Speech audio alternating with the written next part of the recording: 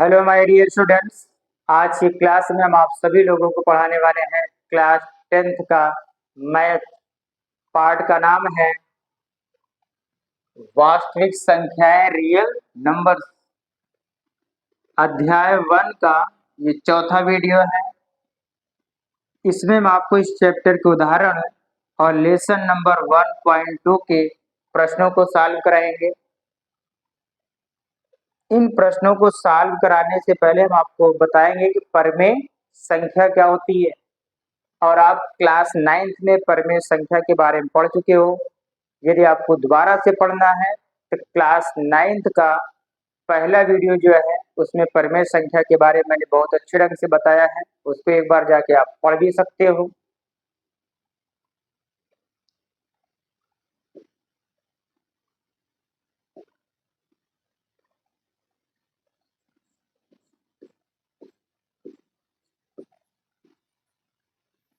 परमेय संख्या, जो परमेय संख्या होती है उसे पी अपान क्यू के रूप में लिखा जाता है।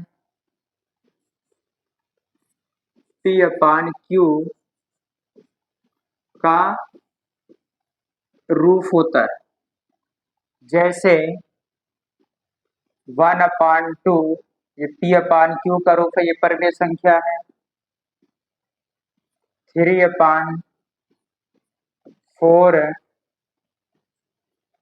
2/5 ये परमेय संख्या है। और जितनी भी प्राकृतिक संख्याएं होती हैं वे भी परमेय संख्या होती है। जैसे मान लो 3 और 2 ये भी एक परमेय संख्या है। तो इसमें कुछ पॉइंट हम आपको बताएंगे, नोट।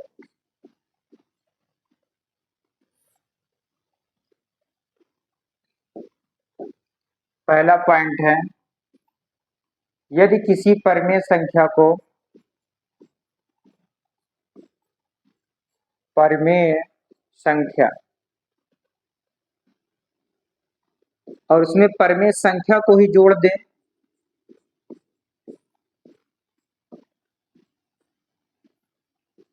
परमेय संख्या यदि जोड़ देते हो तो प्राप्त होने वाली संख्या भी परमेय संख्या ही होती है।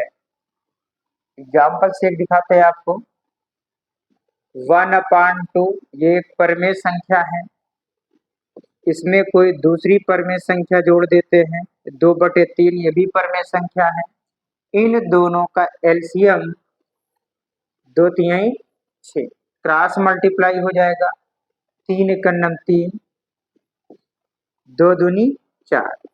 अब इसको जोड़ते हैं, 3 और 4 जोड़ देंगे तो 7/6। और 7/6 भी पी अपान क्यू का रूप है, यह एक परमेय संख्या है।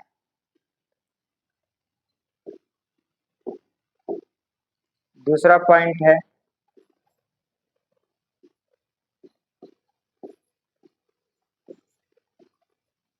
परमेय संख्या माइनस परमेय संख्या।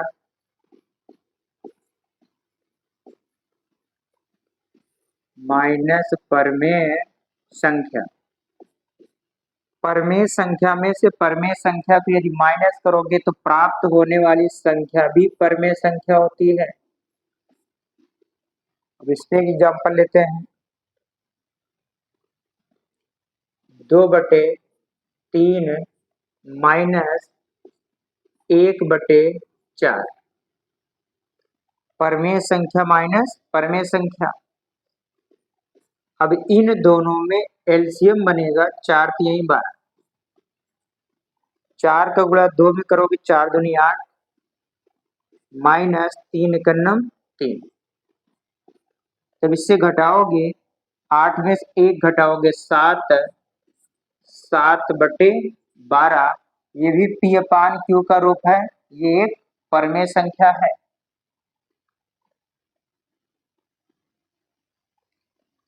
तीसरा पॉइंट देखते हैं,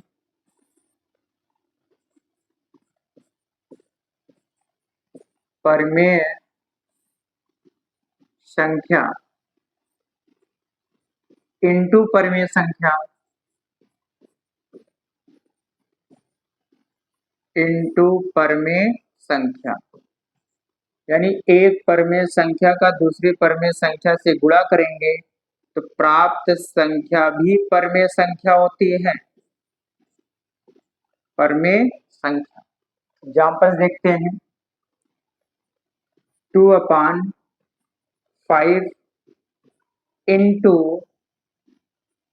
3/7 परमेय संख्या का परमेय संख्या से मल्टीप्लाई कर रहे हैं तो 2 तिहाई 6, 7 का गुणा 5 में करेंगे 7 × 5 = 35, ये भी एक परमेय संख्या ही प्राप्त हुई है। तो परमेय संख्या का परमेय संख्या से गुणा करने पर प्राप्त संख्या भी परमेय संख्या ही होती है। एक पॉइंट और है इसमें,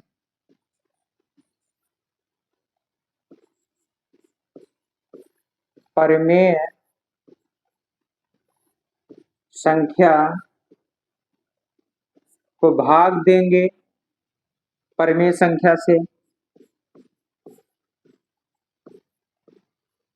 परमेय संख्या से, तो प्राप्त संख्या भी परमेय संख्या ही होती है। परमेय संख्या ही प्राप्त होगी। एग्जाम्पल्स लेते हैं। 2/7 भाग देंगे 3/5 से, एक परमेय संख्या को दूसरी परमेय संख्या से भाग दे रहे हैं। 2/7 इस भाग का चिन्ह हटाकर के गुणा का चिन्ह यदि लगाते हैं तो इस संख्या का व्युत्क्रम हो जाएगा 5/3, तो 2 पंजे 10 बटे 7 त्रिक 21 कि प्राप्त संख्या भी परमेय संख्या है। तो अब यहाँ पर क्या हुआ, किसी दो परमेय संख्याओं का योग परमेय संख्या होती है, किसी दो परमेय संख्याओं का अंतर भी परमेय संख्या होती है, किसी दो परमेय संख्याओं का गुणनफल परमेय संख्या होती है, किसी दो परमेय संख्याओं का भाग यदि किया जाता है तो परमेय संख्या ही प्राप्त होती है। इसका स्क्रीनशॉट लीजिए तो आपको अपरमेय संख्या के बारे में बताते हैं।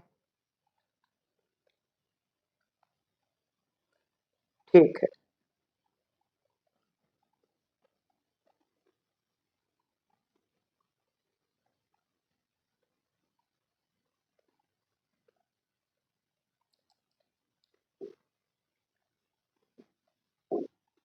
अपरमेय संख्या,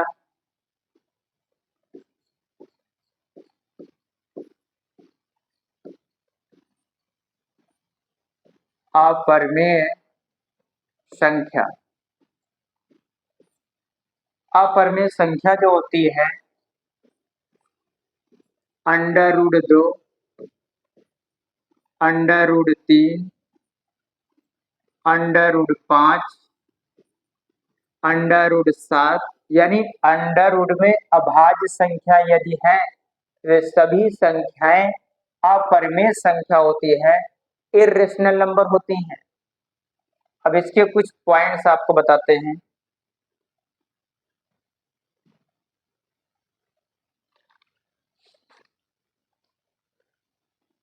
पहला पॉइंट,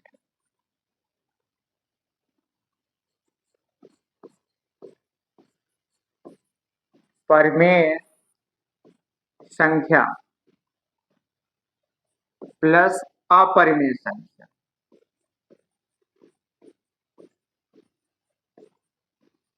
अपरमेय संख्या, तो परमेय संख्या में अपरमेय संख्या यदि जोड़ देते हैं तो प्राप्त होने वाली संख्या भी अपरमेय संख्या होती है।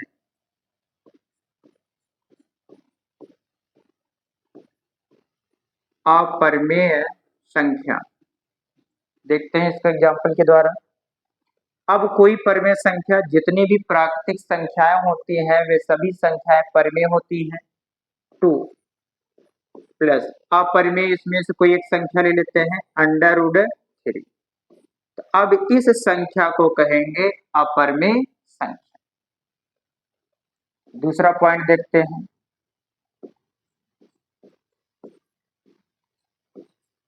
परिमेय संख्या माइनस अपरिमेय संख्या माइनस अपरिमेय संख्या। परिमेय संख्या में से अपरिमेय संख्या घटा देने पर अपरिमेय संख्या ही प्राप्त होती है।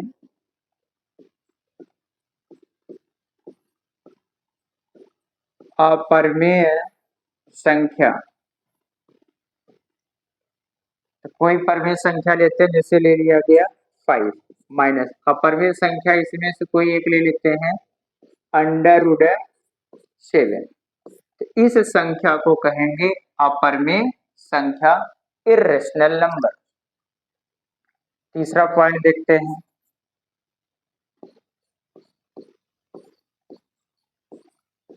परिमेय संख्या इनटू अपरिमेय संख्या।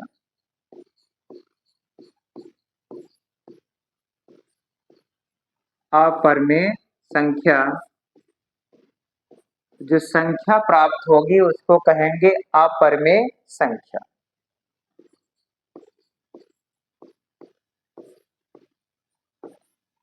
अपरिमेय संख्या, इसका भी एग्जाम्पल देखते हैं।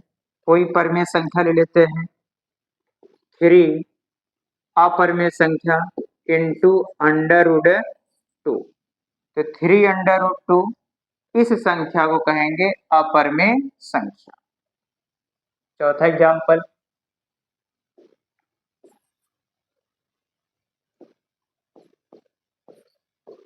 परिमेय संख्या डिवाइड बाय अपरिमेय संख्या।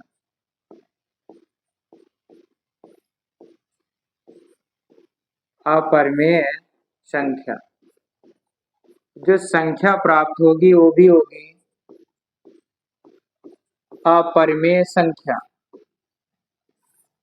अपरिमेय संख्या, एग्जाम्पल लेते हैं इसका, जैसे 2 डिवाइड बाय √3। 2 परिमेय संख्या है, √3 अपरिमेय संख्या है। इसको ऐसे भी लिख सकते हैं 2/√3, और इस संख्या कहेंगे अपरिमेय संख्या। तो अब यहाँ पर देखो, परिमेय संख्या में अपरिमेय संख्या जोड़ देते हैं तो अपरिमेय संख्या प्राप्त होगी। परिमेय संख्या में अपरिमेय को घटा देंगे तो भी अपरिमेय संख्या कहलाएगी। परिमेय संख्या में अपरिमेय संख्या का गुणा कर देंगे तो भी अपरिमेय संख्या कहलाएगी। परिमेय संख्या में अपरिमेय संख्या से भाग देते हैं तो भी प्राप्त संख्या अपरिमेय संख्या कहलाती है। स्क्रीनशॉट लीजिए इसका। अब आपको इस चैप्टर के उदाहरण बताते हैं।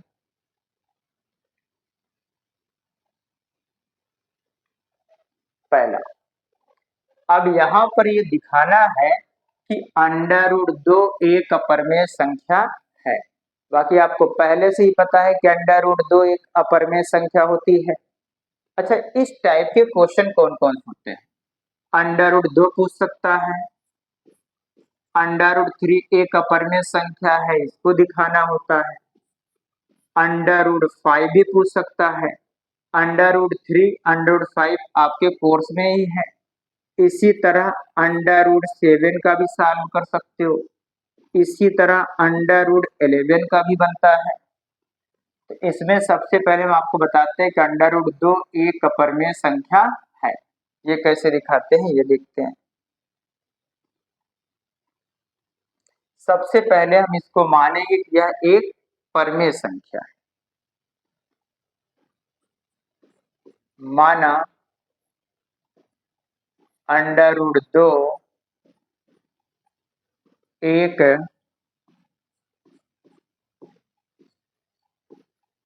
परिमेय संख्या है।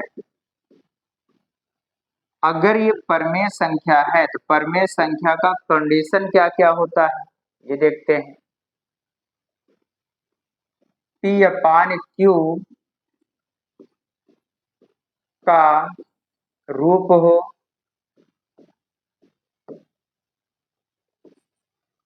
पी व क्यू पूर्णांक हो, पी व क्यू पूर्णांक हो, पी व क्यू का HCF एक हो तो ऐसी संख्या को कहते हैं परमेय संख्या। अब इसको देखो सिद्ध कैसे करेंगे।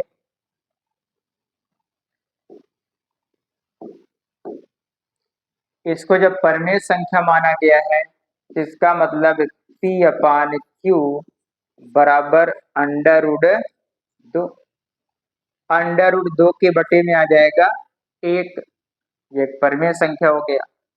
अब जो है p बराबर लिखेंगे तो q बटे में इधर जाके मल्टीप्लाई हो जाएगा, तो p equal to under root दो q का इसमें गुणा हो जाएगा q।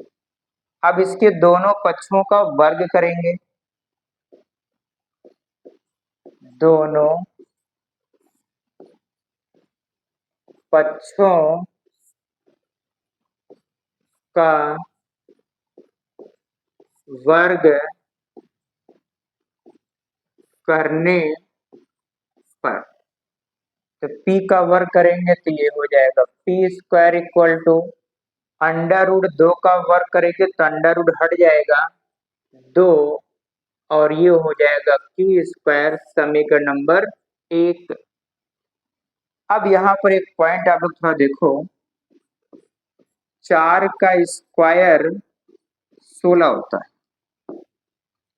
अब यहाँ देखो ये जो 16 है दो से कट जाएगा, दो से भाग दे दोगे तो ये आ जाएगा 8, लेकिन ये जो 4 है ये भी दो से कट जाएगा, दो से सिर्फ 4 की बात करें स्क्वायर नहीं, दो से 4 को भाग देंगे तो भी कट जाएगा। इसका मतलब है कि 4 का स्क्वायर अगर दो से कट रहा है तो 4 भी दो से कट जाएगा। उसी तरह ये q का square to q sorry p का स्क्वायर टू क्यू स्क्वायर है, यदि इसको हम दो से भाग करें दो से दो कट जाएगा, क्यू स्क्वायर बचेगा। जिस तरह यहाँ पर 4 का स्क्वायर 16 दो से कट रहा है, 4 भी दो से कट जाएगा, तो पी स्क्वायर अगर दो से कट रहा है तो पी भी दो से कट जाएगा। यहाँ लिखते हैं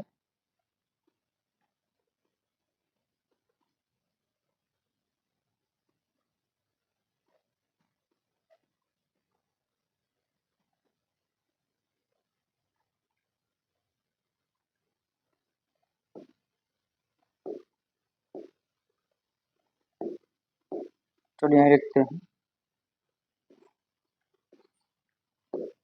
जो कि पी स्क्वायर दो से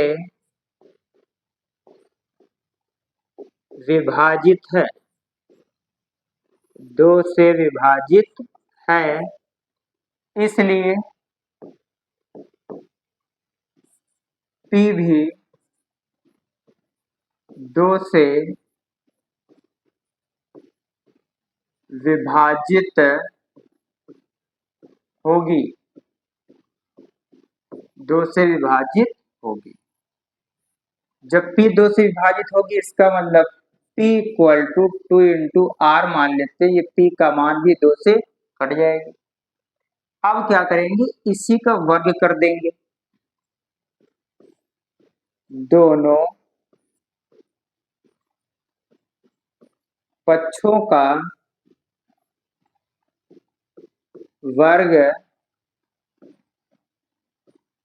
करने पर, दोनों पक्षों का वर्ग का मतलब p का वर्ग करेंगे तो p का स्क्वायर, दो का वर्ग कर देंगे तो 4, और ये हो जाएगा आर स्क्वायर। अब यहाँ पर पी स्क्वायर का मान टू क्यू स्क्वायर लिखेंगे समीकरण एक से, यहाँ लिखते हैं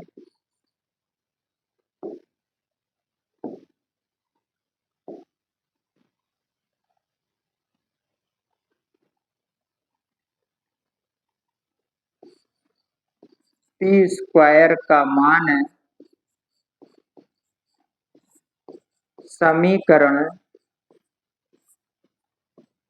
एक से रखने पर, एक से रखने पर, तो पी स्क्वायर का मान यहां लिखेंगे 2q², 2q² equal to 4r²। अब ये 2 इसके बटे में आएगा तो 2 से ये कट जाएगा, q² इक्वल टू 4r² बटे में 2। इस 2 से ये कटेगा तो यहाँ पे आ जाएगा 2। तो q² बराबर प्राप्त होगा 2r², 2r²। अब देखो ये q² का जो मान है 2 से कट जाएगा तो r² बचेगा, तो लिखेंगे चूंकि q² 2 से विभाजित है,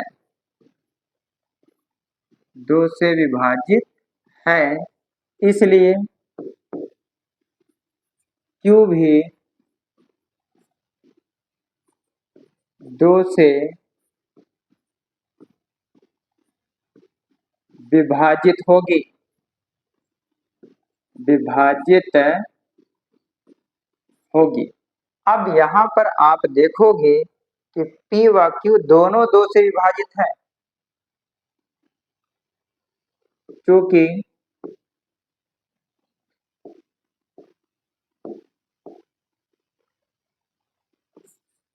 P व Q दोनों 2 से विभाजित हैं, दोनों 2 से विभाजित हैं। अब देखो परमेय संख्या होने के लिए P व Q का HCF 1 होना चाहिए, लेकिन यहाँ जब ये दोनों 2 से विभाजित है तो इसका HCF 2 हो गया। इसका मतलब है कि P और Q का HCF 1 नहीं है। यहाँ लिखेंगे P व Q का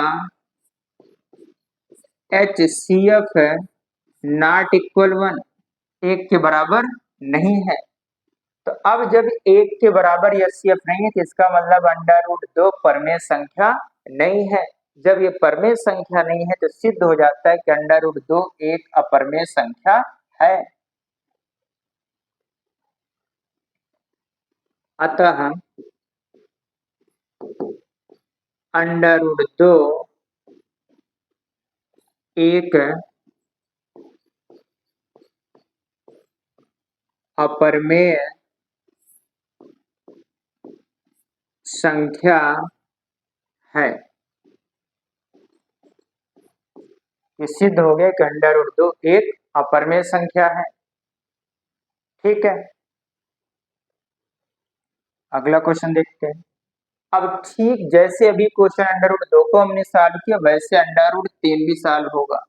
यदि इसके पहले वाले में कुछ समझने में प्रॉब्लम यदि रही होगी आपको तो √3 में वो भी प्रॉब्लम समाप्त हो जाएगी। मानेंगे, माना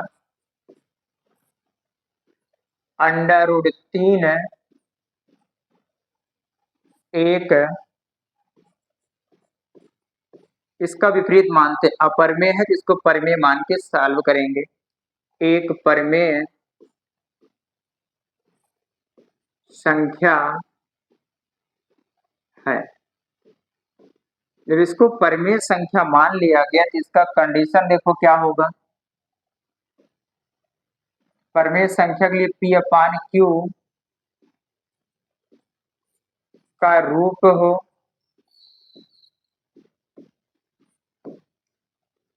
और P व Q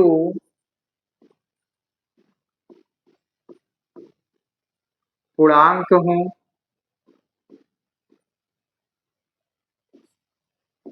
P व Q का HCF 1 के बराबर हो। ये कंडीशन होता है परमेय संख्या का। अब जो है √3 को यदि हमने परमेय संख्या मान लिया है, इसका मतलब है कि √3 p/q के बराबर है। इसके बटे में कोई संख्या नहीं तो एक लिख सकते हो, p/q हो गया। अब क्रॉस मल्टीप्लाई करेंगे तो q का क्रॉस मल्टीप्लाई √3 से होगा, क्या हो जाएगा p = √3q। अब इसके बाद जो है दोनों पक्षों का वर्ग करेंगे। दोनों पक्षों का वर्ग करने पर जब वर्ग करेंगे तो p का वर्ग करेंगे तो ये हो जाएगा p² बराबर √3 का वर्ग करेंगे तो अंडर हट जाएगा 3q²। इसको मान लेंगे समीकरण नंबर 1। अब देखो यहाँ पर भी जो मैंने बताया था, जिसे मान लो हम संख्या लेते 6, तो 6 का स्क्वायर होता है 36। अगर ये 36 3 से कटता है, ये 36 यदि 3 से कटता है तो ये 6 भी 3 से कट जाएगा। इसका मतलब ये है कि p² देखो 3q² है, इसको 3 से भाग दोगे 3 से 3 कटेगा, q² बचेगा। तो p² का मान यदि 3 से कट रहा है तो p भी 3 से कट जाएगा, विभाजित हो जाएगा। लिखते हैं क्योंकि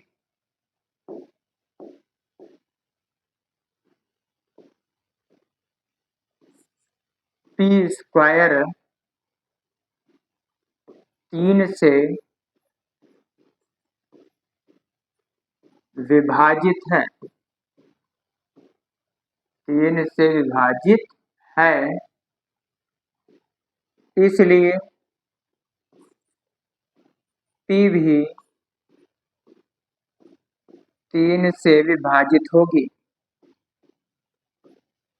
3 से विभाजित होगी, 3 से विभाजित होगी। जब p 3 से विभाजित होगी तो p बराबर मानेंगे 3 × r। अब इसके दोनों पक्षों का वर्ग कर देंगे।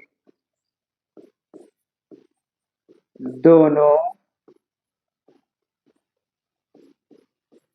पक्षों का वर्ग करने पर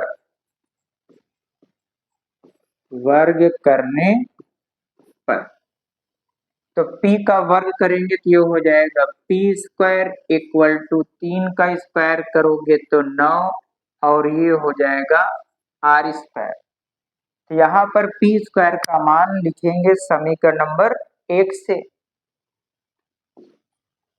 p² का मान समीकरण 1 से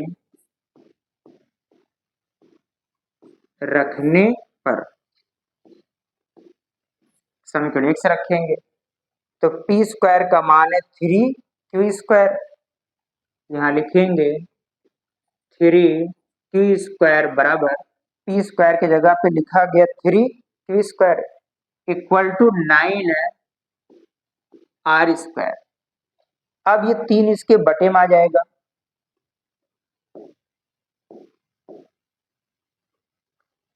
क्या हो जाएगा q² =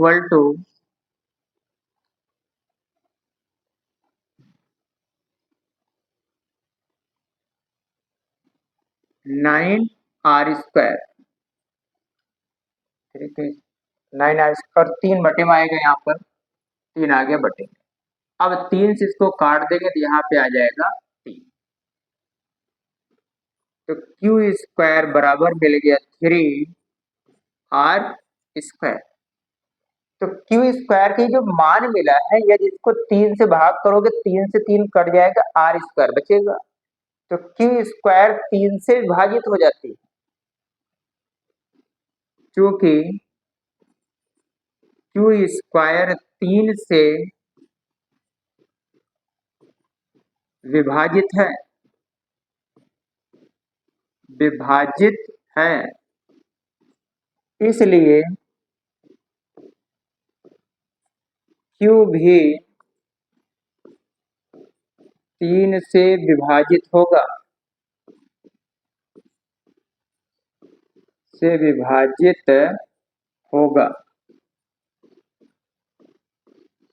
विभाजित होगा।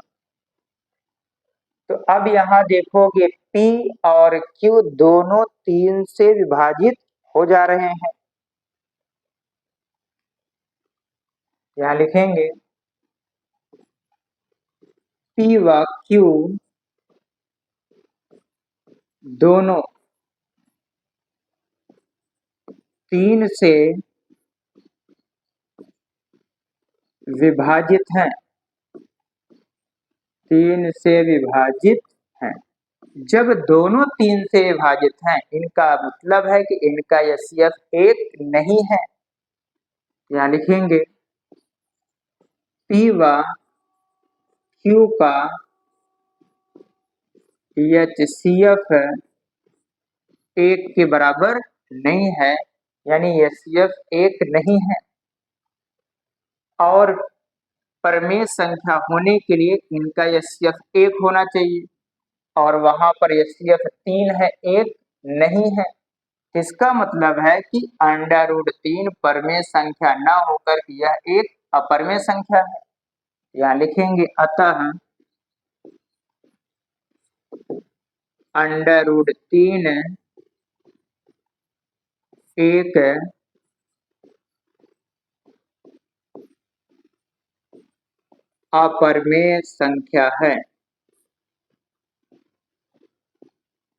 एक अपरमेय संख्या है, जिस तरीके से √2 को सिद्ध किया गया था, सेम वैसे ही √3 को सॉल्व किया गया है।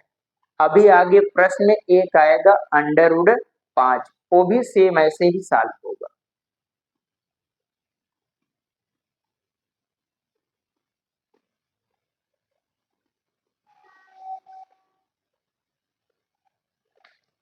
अब उदाहरण नंबर 6 है, दर्शाइए कि 5 माइनस √3 एक अपरमेय संख्या है। अच्छा, यहाँ पर ऐसे ही देख लो, ये 5 परमेय है, अपरमेय में से अपरमेय घटाने पर प्राप्त संख्या अपरमेय होती है, लेकिन यहाँ पर इसको सिद्ध करके दिखाना है। तो अगर ये अपरमेय है तो इसको परमेय मान करके सिद्ध करेंगे। माना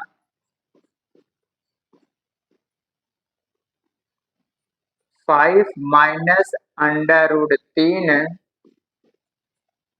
एक परमेय संख्या है, अगर ये परमेय संख्या है तो 5 माइनस √3 बराबर ये हो जाएगा P/Q के 5, और P/Q प्लस में इधर आएगा तो माइनस P/Q इक्वल माइनस √3 था, ट्रांसफर कर देंगे तो √3 हो जाएगा। अब यहाँ पर ये देखेंगे, अभी मैंने आपको बताया था कि परमेय संख्या है, P/Q भी परमेय संख्या है, तो एक परमेय संख्या में से दूसरा परमेय संख्या घटा देते हैं तो प्राप्त संख्या भी परमेय ही होता है। यहाँ लिखेंगे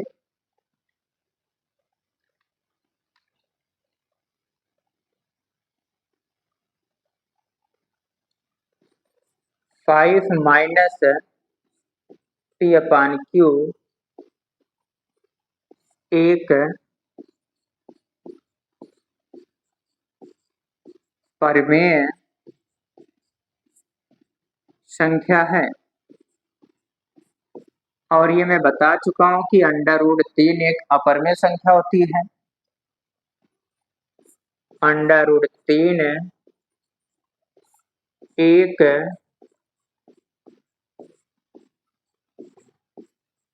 अपरमेय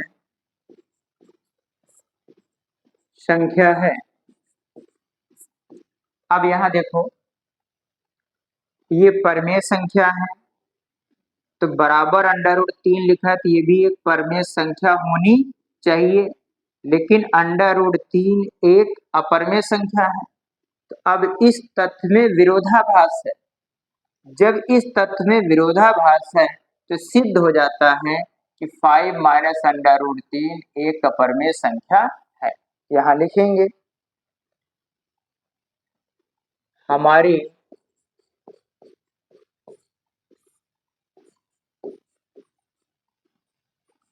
अवधारणा में विरोधाभास है। हमारी अवधारणा में विरोधाभास है। जब अवधारणा में विरोधाभास है तो लिखेंगे कि यह एक अपरमेय संख्या है। इसलिए 5 माइनस अंडर रूट 3 एक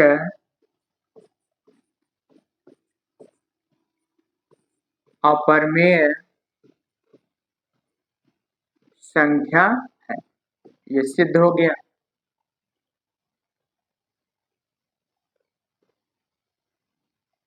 ठीक है, अगला क्वेश्चन देखते हैं।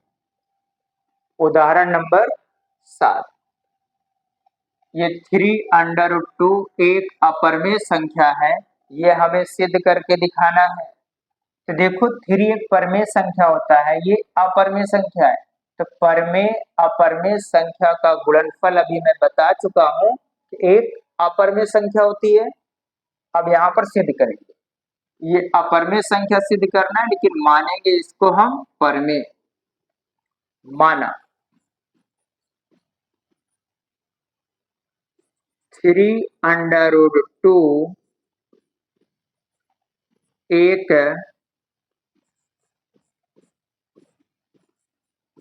परमेय संख्या है।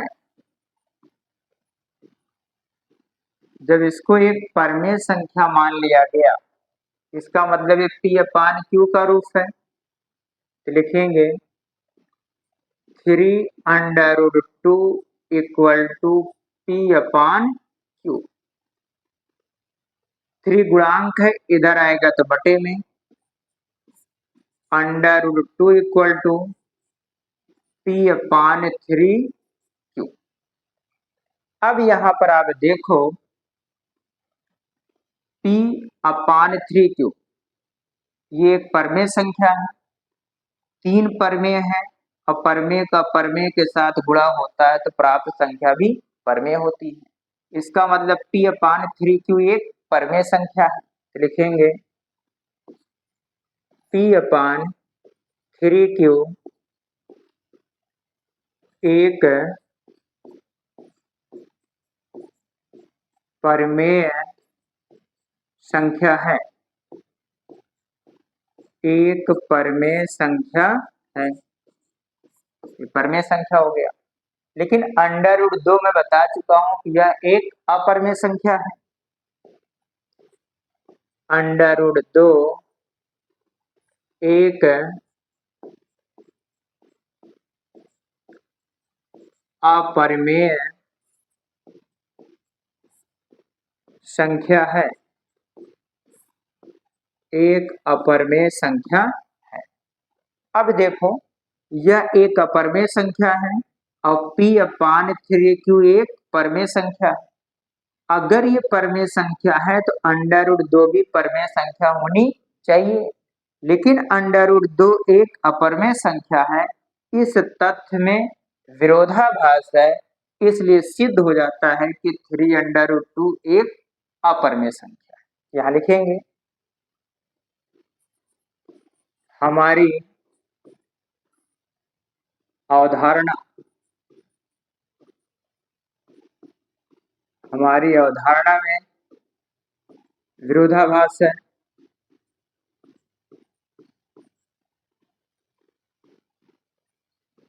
विरोधाभास है। जब अवधारणा में विरोधाभास है, इसलिए 3√2 एक अपरिमेय संख्या है। एक अपरिमेय संख्या है। ये क्वेश्चन भी सॉल्व हो गया, कर लिए, ठीक है। अब जो है प्रश्नावली 1.2 में ये 3 प्रश्न है। इन तीनों प्रश्नों को एक एक करके सॉल्व करेंगे। पहला है कि सिद्ध कीजिए कि √5 एक अपरिमेय संख्या है। अभी इसके पहले √2, √3, अब सॉल्व करेंगे √5। ये दिखाएंगे कि यह एक अपरिमेय संख्या है। तो इसके लिए क्या करेंगे,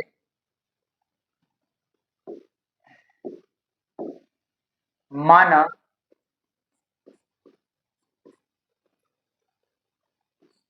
√5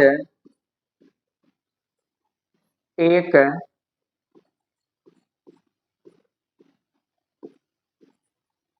परिमेय संख्या है। इसको हमने एक परिमेय संख्या मान लिया। तो परिमेय संख्या का कंडीशन क्या होता है कि परिमेय संख्या P/Q का रूप हो, P व Q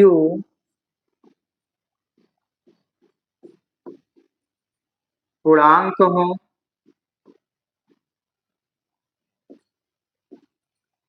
P व Q का HCF एक हो, तो वह संख्या परिमेय संख्या कहलाती है। अब यहां पर देखो क्या करेंगे, इसको P/Q के रूप में लिखेंगे। P/Q √5 है। इसके बटे में एक भी लिख सकते हो, तो ये P/Q का रूप हो गया। अब क्रॉस मल्टीप्लाई करेंगे तो P इक्वल टू इसका मल्टीप्लाई जब इसमें होगा तो ये हो जाएगा √5Q। अब यहां पर दोनों पक्षों का वर्ग करेंगे।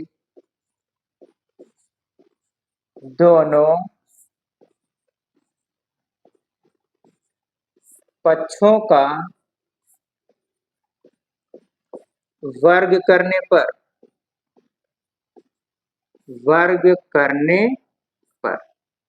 तो P का जब वर्ग करेंगे तो ये हो जाएगा P² इक्वल टू √5 का वर्ग करोगे तो अंडर हट जाएगा 5 और Q का वर्ग कर देंगे तो Q² समीकरण नंबर 1 हो गया। अब यहाँ पर देखो, जैसे मान लो 10 है, 10 का स्क्वायर कर देंगे तो कितना होगा 100। अब ये जो 100 प्राप्त हुआ ये 5 से विभाजित हो जाएगा। 5 से काटोगे 5 दूनी 10 और 0। 10 का वर्ग यदि 5 से कट जाता है तो ये 10 भी 5 से कट जाएगा। इसी तरह P² का ये जो मान प्राप्त हुआ है, इसको 5 से भाग दोगे तो 5 से 5 कट जाएगा, Q² बचेगा। तो अगर P² 5 से विभाजित हो जाती है तो P भी 5 से विभाजित हो जाएगी।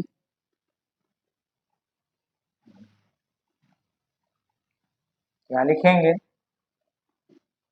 चूंकि P² 5 से विभाजित है इसलिए P भी 5 से विभाजित होगी। विभाजित होगी या फिर होगा।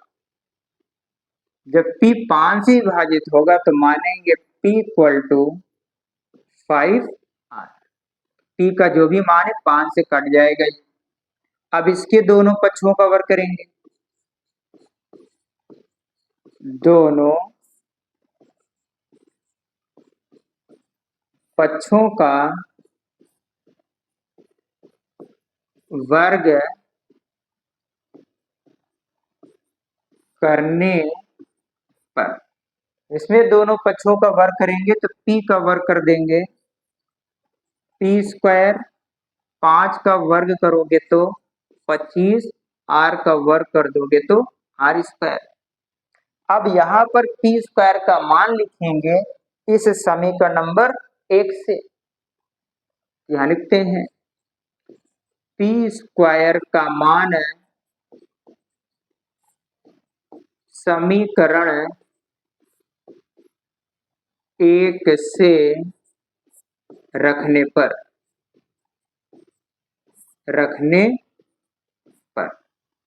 तो p स्क्वायर का मान है 5q square.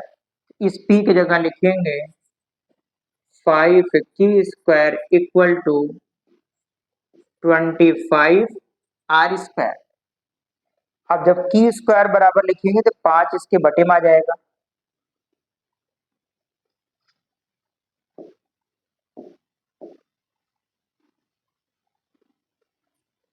q square equal to 25r square, 5 इसके बटे में आ जाएगा। 5 से इसको काट देंगे तो यहाँ पे आएगा 5, यानी q स्क्वायर का मान प्राप्त हुआ 5r स्क्वायर।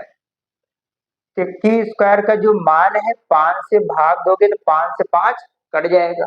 यहाँ लिखेंगे चूंकि q स्क्वायर 5 से विभाजित है, 5 से विभाजित है। जब q स्क्वायर 5 से विभाजित है तो इसलिए q भी 5 से विभाजित होगा। अब यहां पर देखो p भी 5 से विभाजित हो रहा है और q भी 5 से विभाजित हो रहा है, तो लिखेंगे p व q दोनों 5 से विभाजित हैं।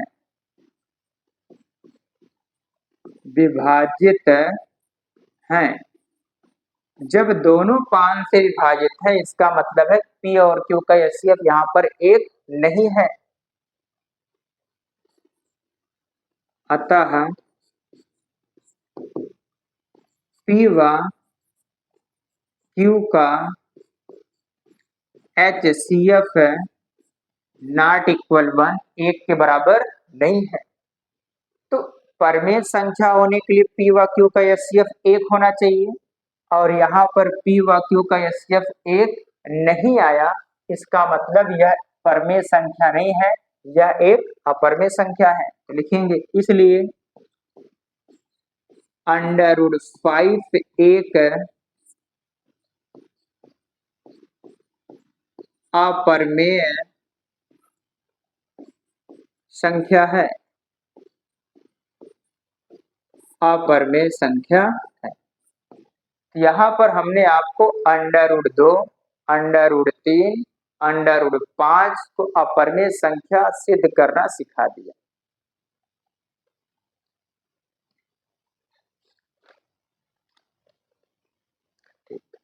अब इसके आगे अगला क्वेश्चन देखते हैं, क्वेश्चन नंबर 2। इसमें सिद्ध करना है कि 3 + 2√5 एक अपरमेय संख्या है। तो अभी हमने आपको बताया था कि परमेय प्लस अपरमेय से प्राप्त संख्या कहलाती है अपरमेय, और यहाँ पर इसको अपरमेय सिद्ध करके दिखाना है। तो मानेंगे यहाँ पर, माना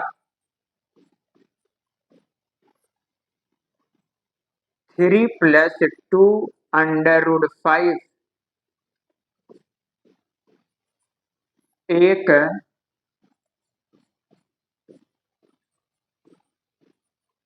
परमेय संख्या है,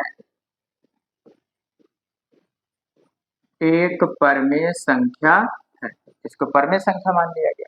जब इसको हमने एक परमेय संख्या माना है तो 3 + 2 √5 ये बराबर हो जाएगा P/Q के। ये 3 प्लस से ट्रांसफर कर दोगे तो माइनस हो जाएगा। 2 √5 = P/Q +3 दूसरे पक्ष में जाएगा तो -3 हो जाएगा। इसको जब √5 बराबर लिखेंगे P/Q -3 और 2 ये पूरा इसके बटे में आ जाएगा। अब यहां देखो P/Q परमेय है और माइनस परमेय, तो परमेय में से परमेय संख्या घटाने पर परमेय संख्या मिलती है, इसको बता चुके हैं। अब परमेय संख्या से भाग देने पर भी परमेय संख्या ही प्राप्त होती है। इसका मतलब है कि P/Q -3 बटे 2 यह एक परमेय संख्या है। यहां लिखेंगे P/Q -3 बटे 2 एक परमेय संख्या है, एक परमेय संख्या है। √5 एक अपरमेय संख्या है। √5 एक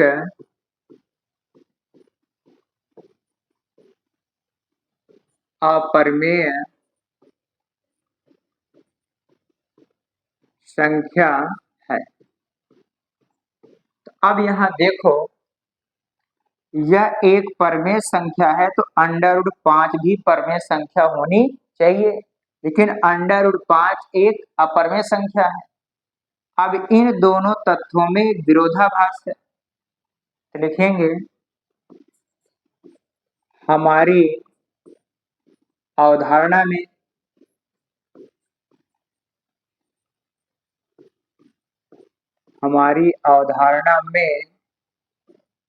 विरोधाभास है। हमारी अवधारणा में विरोधाभास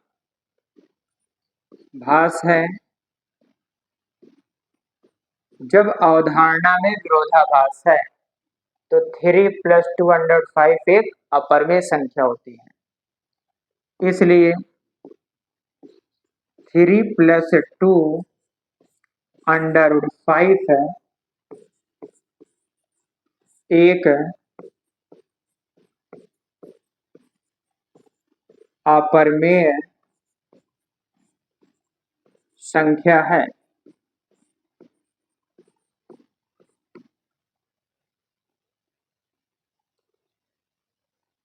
हो गया? ठीक। क्वेश्चन नंबर तीसरा, 1/√2 को सिद्ध करना है कि यह एक अपरमेय संख्या है। इसके पहले मैं आपको बता चुका हूं, देखो ये परमेय संख्या है और ये अपरमेय संख्या है। तो अपरमेय संख्या को परमेय संख्या में भाग देने पर प्राप्त संख्या कहलाती है अपरमेय, और यहाँ पर इसको सिद्ध करके दिखाना है। क्वेश्चन नंबर 1, इसको मानेंगे। माना 1/√2 एक परमेय संख्या है। इसको एक परमेय संख्या हमने मान लिया। अगर ये परमेय संख्या है तो 1/√2 बराबर हो जाएगा P/Q के।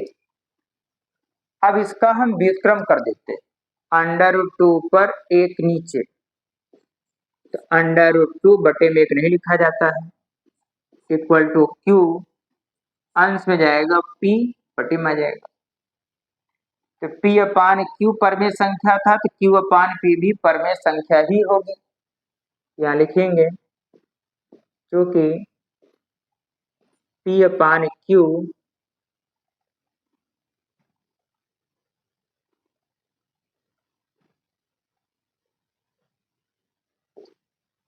Q अपान P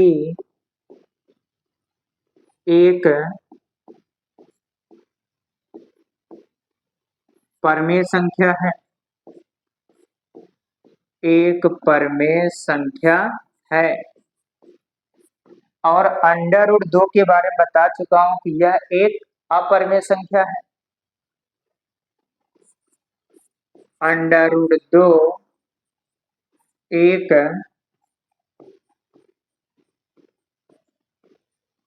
अपरमेय संख्या है, अपरमेय संख्या है।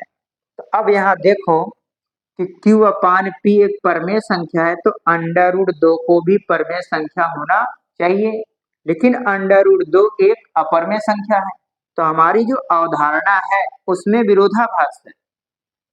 क्या लिखेंगे?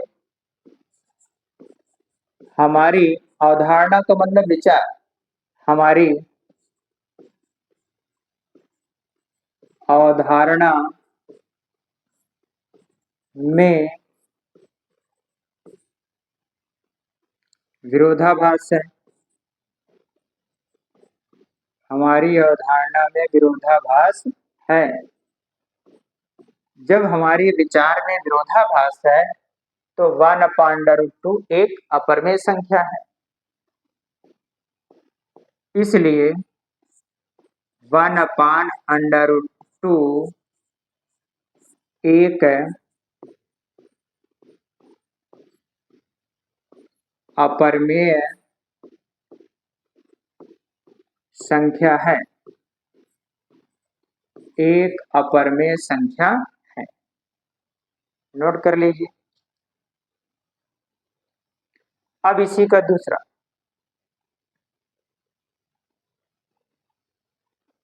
सेम अभी जैसे सॉल्व किया गया था ऐसे इसका दूसरा भी सॉल्व करेंगे। तो मानेंगे, माना 7 एक परमेय संख्या है, अंडर रूट 5 एक अपरमेय संख्या है, तो 7 अंडर रूट 5 एक अपरमेय संख्या हो जाती है। लेकिन जब इसको सिद्ध करना है तो इसको परमेय संख्या मानेंगे। माना परमेय संख्या है, परमेय संख्या है। जब ये परमेय संख्या है तो यह P अपान Q का रूप होगा, 7 इसके बटे में आ जाएगा, तो under root 5 equal to P upon 7 बटे में आएगा 7/Q। ये परमेय संख्या था और 7 का गुणा होगा तो परमेय संख्या में किसी भी संख्या गुणा करते तो परमेय संख्या ही प्राप्त होती है। तो P अपान 7Q यह एक परमेय संख्या है, P अपान 7Q एक परमेय संख्या है, यह एक परमेय संख्या है। लेकिन अंडर रूट 5 आपको बता चुके हैं कि एक अपरमेय संख्या है। अंडर रूट 5 एक अपरमेय संख्या है। अब यहाँ देखिए P अपान 7Q यदि ये परमेय संख्या है तो अंडर रूट 5 भी परमेय संख्या होनी चाहिए, लेकिन अंडर रूट 5 एक अपरमेय संख्या है। हमारे विचारों में विरोधाभास है, यानी हमारी अवधारणा में विरोधाभास है, इसलिए 7/√5 एक अपरमेय संख्या हो जाएगी। क्या लिखेंगे? हमारी अवधारणा, अवधारणा का मतलब विचार, हमारी अवधारणा में विरोधाभास है, विरोधाभास है। इसलिए 7/5 है एक अपरिमेय संख्या है, अपरिमेय संख्या है। एक क्वेश्चन और है इसमें,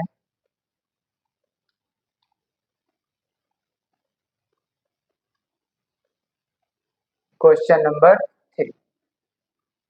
अब यहाँ देखो, ये 6 एक परमेय संख्या है, √2 अपरमेय संख्या है, तो परमेय और अपरमेय का योग होता है अपरमेय। यहाँ पर सिद्ध करेंगे इसको। माना 6 + √2 एक परमेय संख्या है, एक परमेय संख्या है।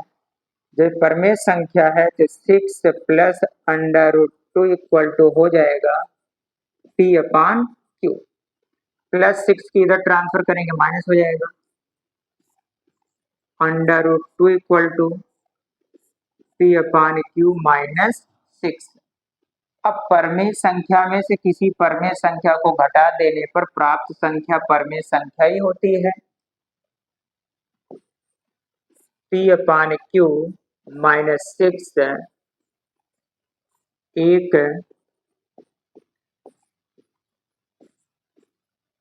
परमेय संख्या है, और √2 बता चुके हैं अपरमेय संख्या है। √2 एक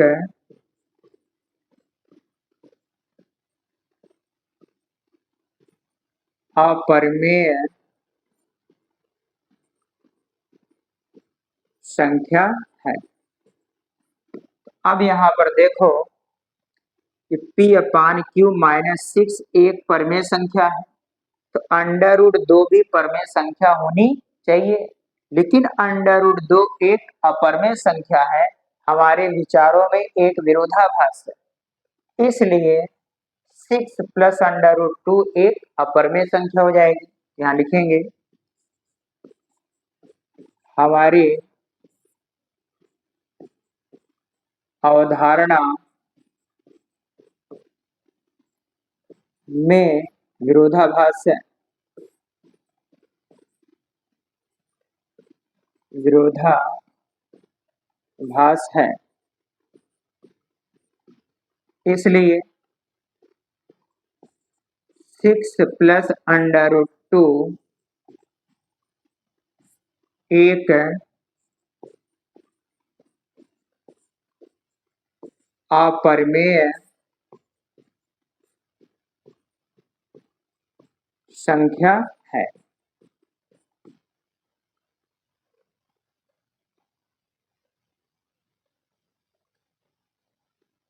उम्मीद है कि आज की क्लास में बताए गए सारे टॉपिक्स आपको बहुत अच्छे ढंग से समझ में आ गया होगा। यदि आज की वीडियो आपको पसंद आई हो, इसको प्यार से लाइक और अपने मित्रों में शेयर जरूर कर देना। यदि चैनल पर नए हैं तो चैनल को सब्सक्राइब भी जरूर कर लेना। आज की क्लास बस यहीं तक। Thanks for watching my video.